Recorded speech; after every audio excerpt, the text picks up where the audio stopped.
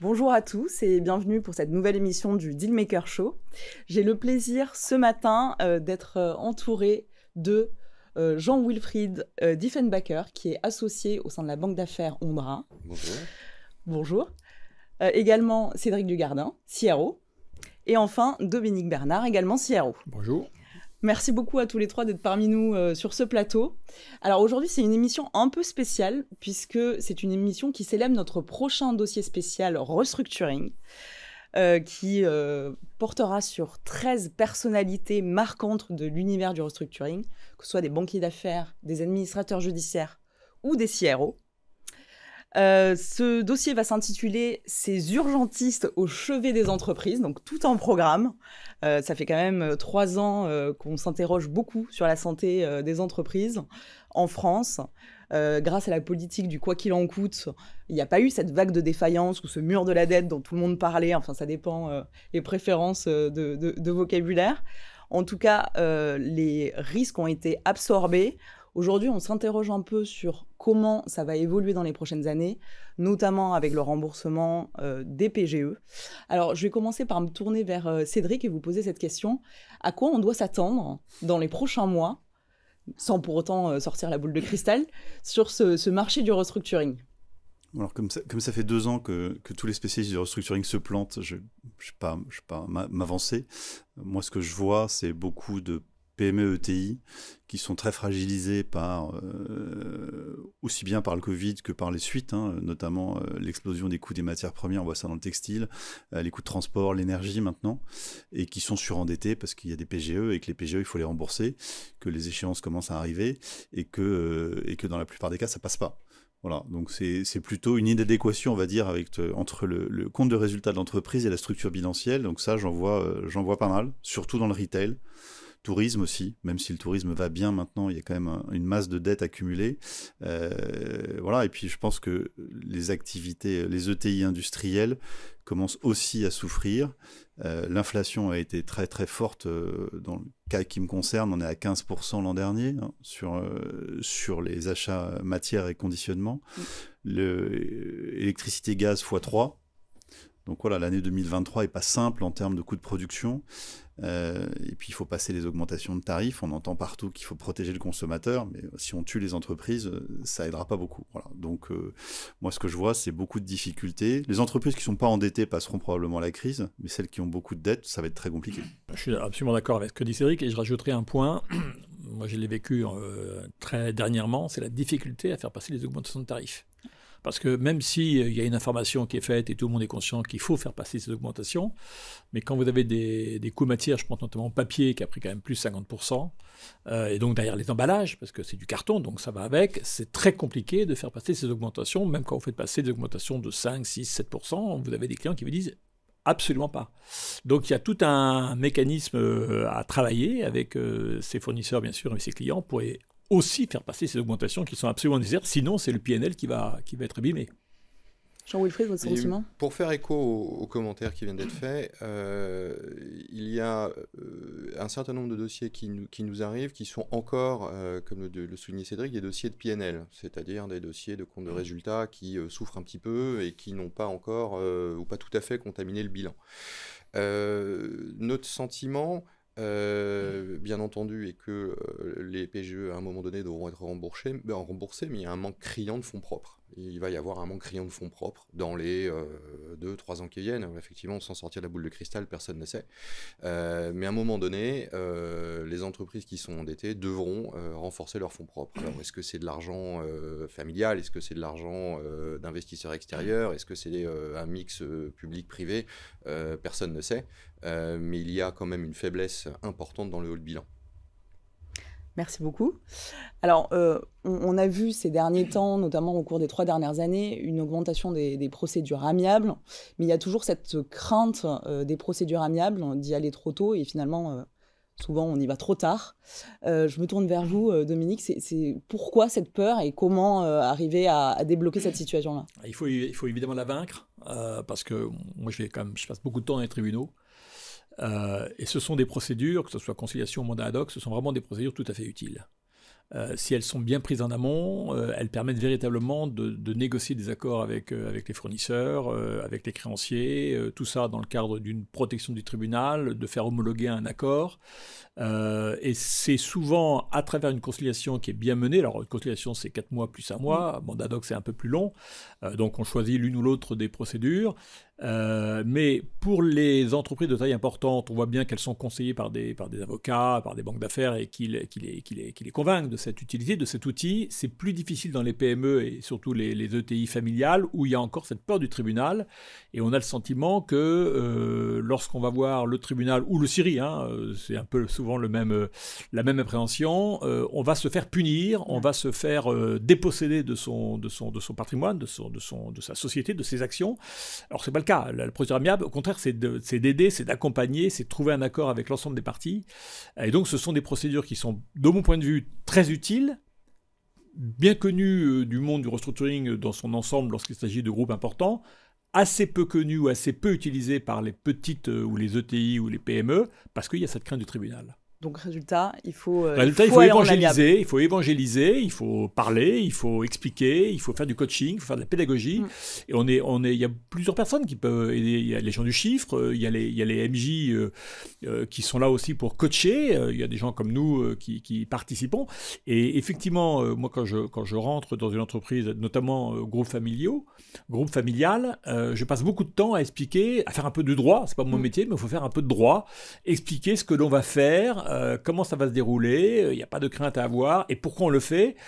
Et quand vous êtes plusieurs à le dire avec vos mots, avec chacun, avec sa propre expérience, souvent d'ailleurs, il y a une telle urgence aussi qu'il faut quand même prendre des décisions. Vous y arrivez à convaincre et vous entraînez la conviction des autres et vous entraînez aussi l'actionnaire. Mais il faut faire du coaching et de la pédagogie, ça c'est certain. C'est pas naturel. Il y a la peur du tribunal, mais il y a aussi la peur de la perte de contrôle. C'est surtout pour les entreprises familiales. Je rejoins sur ce que tu disais tout à l'heure. Il y a un manque cruel de fonds propres en France. On est confronté à des actionnariats familiaux qui sont souvent deuxième, troisième, quatrième génération et qui se retrouvent face au mur de la dette, face aux banques. Les banques qui ont totalement désintermédié le marché, puisque le PGE les aura permis de sortir de tout. Moi, je suis dans une entreprise, ils ont remplacé tout par du PGE. Nickel. C'est plus simple. C'est beaucoup plus simple, c'est garanti par l'État. Du coup, ils peuvent faire durer la procédure pendant des années, s'en foutent complètement. Et donc, l'actionnaire familial se retrouve coincé entre des avocats, des mandataires, un tribunal, des banques. Et sans perspective parce que ils ont souvent les poches vides. Et pour eux, les banques poussent à l'adossement, machin. Ça veut dire perdre le contrôle, ça veut dire perdre son patrimoine. Et c'est un vrai problème. Donc ça, je dirais que c'est un peu le cercle vicieux de la procédure française, c'est ce manque de fonds propres et c'est cette absence totale d'intermédiation bancaire en France aujourd'hui. C'est-à-dire que si vous n'êtes pas riche avec un beau bilan, vous n'avez pas de crédit. Ou alors vous allez taper dans les quelques banques qui font du crédit aux entreprises en difficulté. Et encore, faut-il encore avoir quelque chose à leur donner en gage. Voilà, donc le problème, il est là. C'est plus que la peur du tribunal, parce que je pense que les procédures amiables, ça commence à bien passer. C'est vraiment ce cercle vicieux de « j'ai pas d'argent, j'en trouverai pas, on va m'obliger à vendre et je vais pas vendre parce que c'est tout ce qui reste à ma famille ». Je rajouterai un point en complément. Le problème des fonds propres, ça fait 30 ans que je l'entends. Quand vous comparez les bilans de sociétés allemandes et de sociétés françaises, les fonds propres en Allemagne sont trois fois plus importants dans des ETI allemandes qu'ils ne le sont dans les entreprises françaises. Car en France, on considère que ce sont les banques qui doivent financer l'activité. Or, l'activité, elle doit être d'abord financée par l'actionnaire et donc par des fonds propres. C'est un basique, mais on l'oublie. Alors, effectivement, quand on est à deuxième, troisième génération, cette notion de fonds propres a totalement été évacuée, quoi. Et on se retrouve dans la situation que décrit Cédric. Et on en vient en fait à constater de notre point de vue, conseil financier, si on devait faire une sorte de points communs ou de quelques points communs des dossiers qu'on a à traiter, un des sujets qui ressort tout le temps, c'est le sujet de la gouvernance. Alors, je ne dis pas forcément que les gouvernances sont défaillantes, mais quand on est, comme on vient de l'expliquer, la deuxième ou troisième génération, que les banques sont traditionnellement là pour soutenir la société société, l'activité, et qu'au fond, ça ne devrait pas changer dans les dizaines d'années qui viennent, on prend parfois de mauvaises habitudes. On a des conseils d'administration qui ne font pas forcément leur rôle, on a des administrateurs indépendants qui sont très très très indépendants, voire invisibles. Et tout ça arrive petit à petit, lentement mais sûrement, à des sujets qui sont de plus en plus pressants parce que les banques ne sont pas toujours là, parce que l'activité ne se retourne pas, parce qu'il faut prendre des décisions qui sont parfois difficiles, et puis on n'a pas forcément la vue, ceux qui sont tout en haut n'ont pas forcément la vue de ce qui se passe sur le terrain. Alors la gouvernance, c'est un premier point commun que vous retrouvez à beaucoup de dossiers. Est-ce qu'il y a d'autres points communs qui reviennent de manière récurrente sur les dossiers que vous rencontrez? La gouvernance, c'est quand même un sujet clé. Moi, j'ai l'exemple d'une entreprise qui a même 500 millions d'euros de chiffre d'affaires. Donc, c'est plus qu'une PME, quoi, 1000 personnes. Quoi. Vous aviez 6 membres de la famille dans les instances dirigeantes et dans la gouvernance et le fonctionnement de l'entreprise. Et l'entreprise, à un mois près, ne faisait plus ses salaires et ne le savait pas. Donc il y a quand même des défaillances graves au niveau de la gouvernance. Et quand j'ai pris le mandat social, j'aurais dit, écoutez, je le prends à une condition, vous remontez tous d'un cran et vous ne dirigez plus la société. Compliqué comme demande et compliqué à faire accepter. Bon, ils l'ont accepté parce qu'il y avait quand même une urgence et on a sauvé le dossier. Alors je ne dis pas que ça n'a pas été la seule raison, mais c'est clairement l'hypothèse d'un mal, d'un manque de compétences ou d'un manque de ressources extérieures, que ce soit des administrateurs indépendants par exemple. C'est une façon aussi de bousculer les habitudes, mais encore une fois, même les administrateurs indépendants, en France, il y a encore de la réticence. Or, dans beaucoup d'entreprises, notamment en Europe, c'est quelque chose de normal. Et c'est même normal, et c'est même demandé. En France, dans les ETI familiales, on parle beaucoup de ces entreprises, mais qui sont quand même la richesse de notre tissu industriel, c'est encore très très très hésitant comme démarche.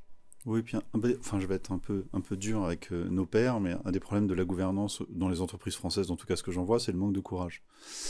C'est-à-dire que c'est toujours très facile de diriger une entreprise en croissance. Quand ça commence à se retourner, qu'il faut prendre des décisions qui fâchent, c'est beaucoup plus compliqué.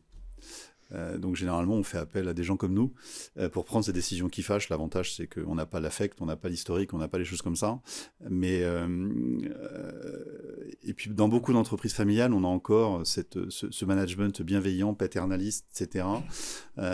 Donc les gens sont pas nécessairement bien payés mais ils sont bien traités, donc on prend pas de décisions qui fâchent, on fait pas tout ce qu'il faut faire, et puis je dirais de renoncement en renoncement, quand il n'y a plus de trésorerie, on se retrouve au pied du mur, et puis là, généralement, on se dit, zut, il faut faire quelque chose d'urgence.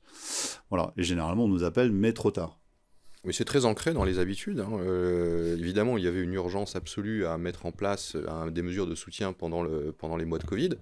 Mais l'État, tu parlais de nos pairs, l'État fait exactement la même chose. On déverse beaucoup d'argent public avec le consentement de tout le monde, d'ailleurs, puisque c'est comme ça qu'on est. Le pays fonctionne comme ça.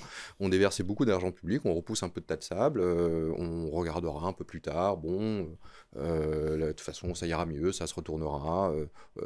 On transformera la dette en action, ce qui n'est pas du tout d'ailleurs un renforcement de fonds propres. C'est pas comme ça que ça fonctionne. C'est un petit peu l'ambiance générale. Alors il y a plein d'avantages à ce modèle, mais il y a un certain nombre d'inconvénients aussi, et qu'on traite quand on peut. Alors merci beaucoup à tous les trois. On va retrouver vos portraits dans le dossier spécial qui sera diffusé donc, sur le site internet de Décideur Magazine, mais également sur notre compte LinkedIn Décideur Corporate Finance. On pourra découvrir les dossiers emblématiques qui vous ont animé tout au long de votre carrière, comment vous êtes arrivé au restructuring. Je vous remercie beaucoup à tous les trois d'avoir joué le jeu de l'interview. Et je vous retrouve très bientôt. Merci.